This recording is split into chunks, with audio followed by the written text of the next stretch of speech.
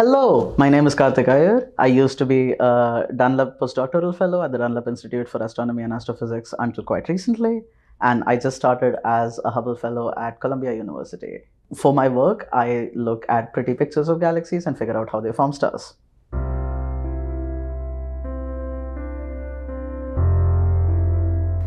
When I was young, my mother would allow me to bunk school on my birthdays and would take me to a bookstore and just leave me there for the whole day and collect me on her way back from work in the evening.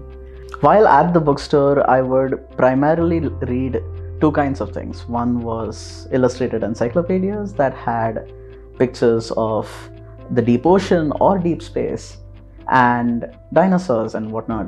And I used to read fantasy, which would have descriptions of incredible people having adventures on alien worlds or just completely different places. And in a sense, that was my introduction to fantasy, because fantasy is not always about escaping from something as much as escaping into a world that often has different rules, that has a range of different creatures and circumstances that sort of evolve in unique and interesting ways. Exploring that is what led me into pursuing physics, because physics sort of seeks to understand the rules of our world. That's what led me to doing astronomy, because astronomy is looking at the biggest laboratory that we have access to, which is all of the cosmos.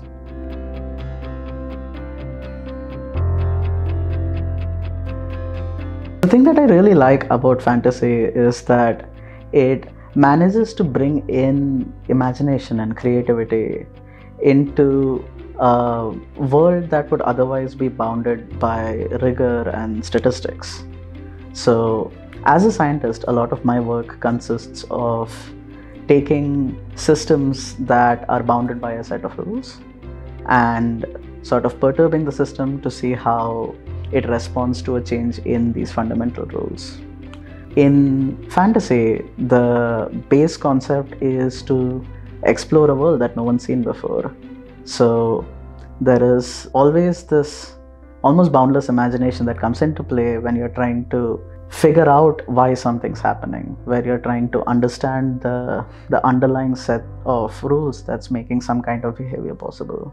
For example, in Frank Herbert's Dune, there are these beings called mentats that essentially have powers of clairvoyance, where they can tell the future and figure out what the most optimal way to proceed is in any circumstance. As you read the book, you realize that they are actually not using any kind of magic, but really making probabilities of all the possible events that can happen in the future, and then just choosing the most likely or the most profitable one from those possibilities. In astronomy, when we sort of model physical systems, we use something called optimization to figure out the best parameters that describe a system.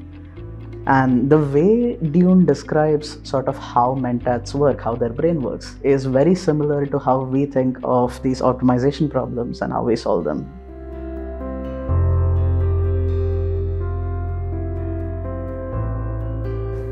As an astronomer, I like to study how galaxies form and evolve over time. And this involves using concepts from thermodynamics, from nuclear physics, from general relativity, from optics, from quantum mechanics, because all of these things are involved in the physical processes that are responsible for star formation in galaxies. In a sense, this is very similar to how I plan my sessions as a game master in role-playing games like Dungeons & Dragons.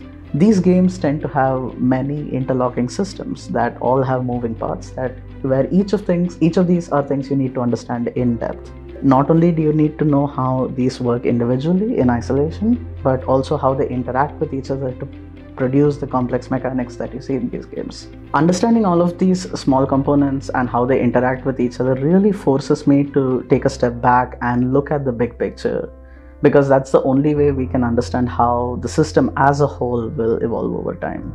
And this is true in fantasy, and this is true in astrophysics.